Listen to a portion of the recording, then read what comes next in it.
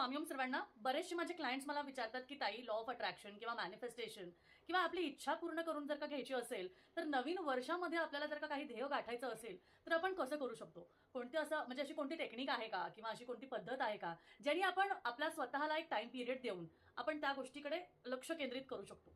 आणि आता तुमच्याकडे खूप छान अशी संधी आलेली आहे. तर तुमची जी इच्छा आहे, त्या इच्छेला तुम्हाला स्वतःला किती दिवस द्यायचे आहे, त्या पद्धतीने तुम्हाला ती इच्छा पूर्ण करून घेता येईल.